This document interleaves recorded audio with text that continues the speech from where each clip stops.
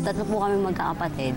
Ako lang po yung babae sa amin tatlo. Kaya nung nakikita niya po nung habang lumalaki ako na boyish ako, and tumututol po sila. So inaayusan po ako ng mother ko na pambabae. Pero sinusukay ko pa din po. Ganun. Tapos nagsusot pa rin ako panlalaki. Pinipilit lang po niya ako magsuot ng pambabae.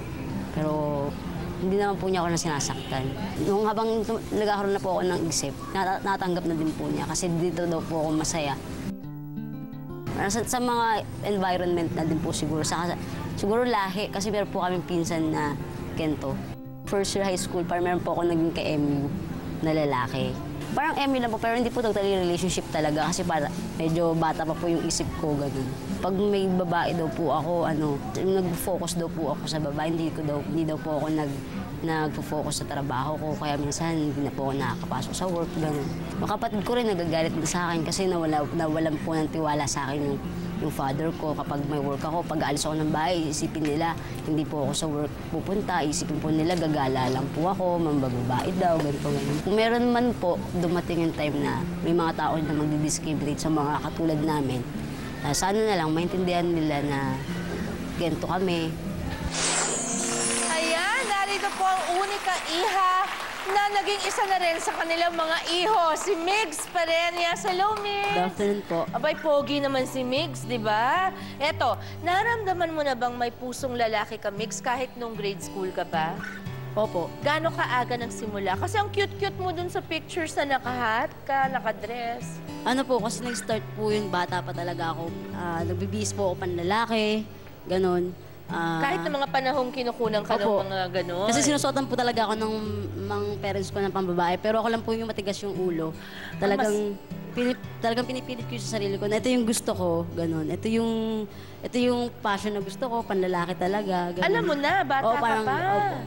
Hindi kaya dahil kasi ikaw lang babae, Opo, di yun nga ba? po. Baka nasunod ka sa mga kuya mo. Bunso ka ba? Panganay po. Panganay. Opo. So nakita mo sila, nakilaro Yeah, ka. Aba, ano-ano naman yung mga ginawa ng nanay at tatay mo para maging pusong babae ka pa rin? Yung pinipilit ka ba nila? Pinipilit po, sa the way po na pasusuotin po nila ako ng pambabaeng damit. Hanggang Kasi nung lumaki ka na, nakikita nila medyo hindi umuubra yung pinasusuot ng pambabae. Pinapagalitan po nila ako, gano'n. Kasi nga po, bakit daw ganito po yung pananamit ko, bakit daw kilos lalaki daw po ako. Hanggang sa dumating na rin po yung time na tinanggap na rin po nila ako kasi dito na po ako masaya. Sinuportahan na rin po nila ako, kaya yun, nagpapasalamat naman po ako kasi sinuportahan nila ako kung saan ako masaya. Suportahan naman po sila. Ilang taong ka nun? Nung medyo nakita mong okay na sa kanila, meron ka bang pinagtapatan, si mama o si papa? Actually, kasi napapansin na po talaga nila. Ayun. So, mga Napapansin ilang na po taong ka talaga. nun, nung feeling mo okay na? Tanggap na po nila Oo. ako. Ano po, nung high school. High school na? High school na po. Mga first year, second year? Opo. Kasi nagkaroon pa po ako ng ng ka-MU po ng lalaki. Nung high school. High school. Pero, gaano katagal tumagal yun? Mga weeks lang po yun. Weeks Sandali lang. po. Kasi Opo. na-feel mo ba Na-feel na- ko na po talaga. Na hindi ako para sa lalaki, ganon. Opo. Tapos, na-attract ka sa babae? Opo. Ganun po. Hindi yung attraction na parang, ay, sana ganyan din yung suot ko or ganyan din yung buhok ko. Hindi ganon. Hindi Parang, po. anong attraction? Ligawan ko to, ganon. Parang ganun po. Sana maging girlfriend ko, ganon. Parang opo. Ganun. Ilang taon ka, Mix, nung una ka nanligaw? Ano po, first year high school po ako nun. Naku, mga 12, 13, Apo, 13, gano'n. mga Aba, ganun po. maaga rin, ano. Susunod, pakinggan naman po natin ang panig ng nanay ni Mig sa pagbabalik ng kasama mo, kapatid.